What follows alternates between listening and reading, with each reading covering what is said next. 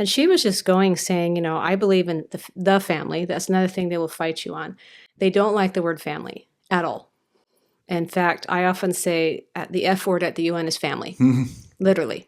If that word is in any document, Western countries will fight tooth and nail to get it out. Can you give me an example? So if they'll say, we need to make sure that women and girls have an opportunity to go to university.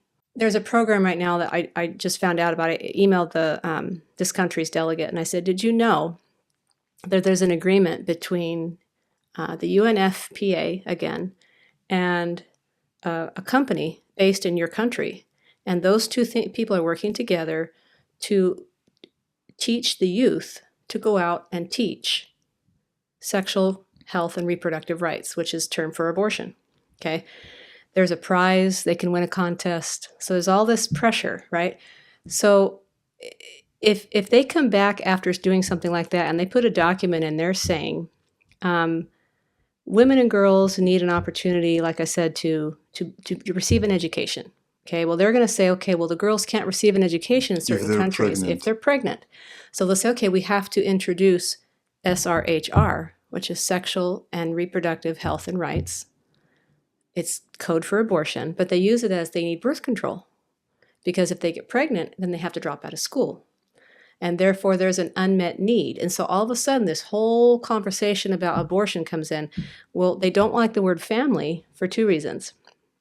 Probably more, but two I can think of. One, the family for them, they don't like the word the family. So especially the Latin American countries always say there are multiple forms of family.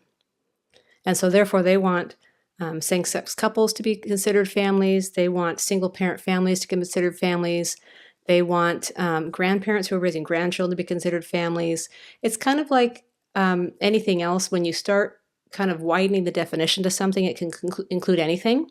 So they don't like the word the family because when we talk about that, we're talking about the nuclear family, the mother, father, children. Yes.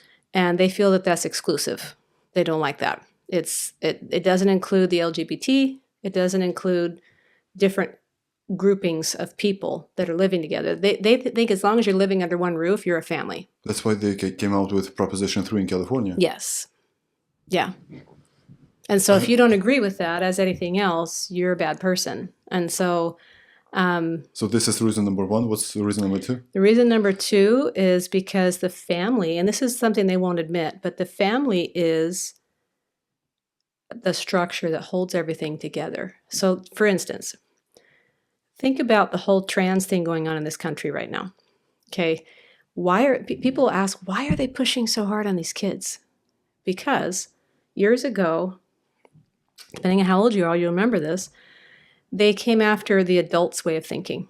You need to accept this. You need to accept this. How about this? They found out after a while it wasn't really succeeding very well because by the time you become an adult over 25, you kind of know how you think and you know what you think is right or wrong, and your mind is a little more set. Children are much more vulnerable. They're very open to adults being the authority. And so if someone as an adult says, hey, if you don't like how things are going in your family, and you've seen this already where you have teachers have a sign on their door that says, hey, you can come talk to me anytime. I won't say a word. It'll be just, it'll be confidential. You have social media influencers saying this. We'll be your family. We'll be your rainbow family. And so the whole thing of family is a deterrent to their efforts to control your children.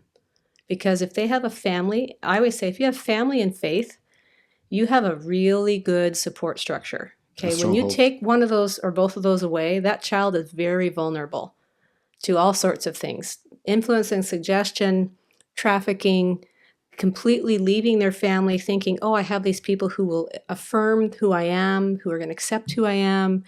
So that's why they don't like that word, because it takes apart their structure of power.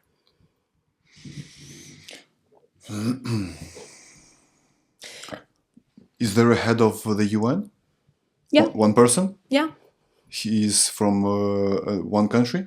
It changes, and I don't even know how the voting process works. But yeah, they do have a new person that comes up every certain number of years. But that person is kind of like a figurehead. There's not a whole lot that person really does as far as power that person holds.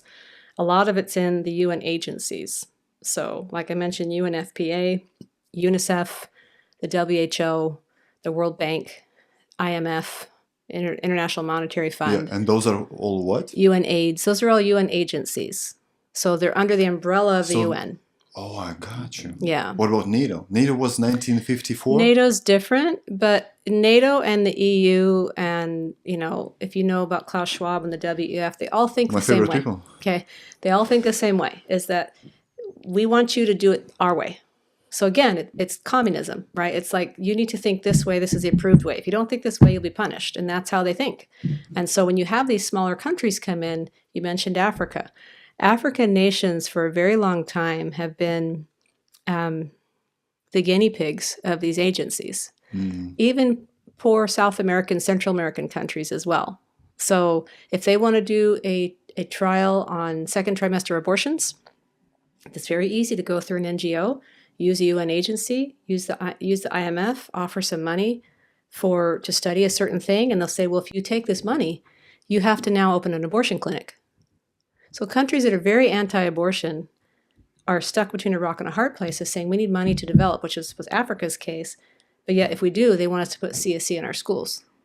And so for a while, it worked. And the African nations said, well, we need the money, we need the money, we need the money.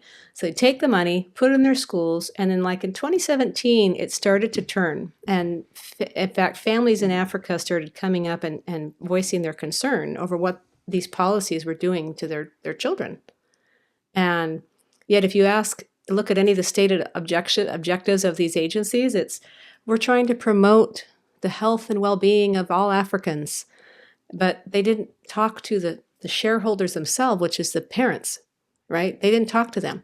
They didn't talk to the tribal leaders in the villages. They talked to the NGOs and the government officials who are willing to listen, those people who are willing to be paid for implementing programs. So I always say, if the program was really that great, why do you have to pay people to do it? Mm-hmm. Right? I mean, if it was really that great, and they love this term unmet need. There was an unmet need for reproductive health care. And that's always, as you know, a term for abortion. Okay. It also engenders the whole thing of gender, right? That's under that influence as well, that whole umbrella.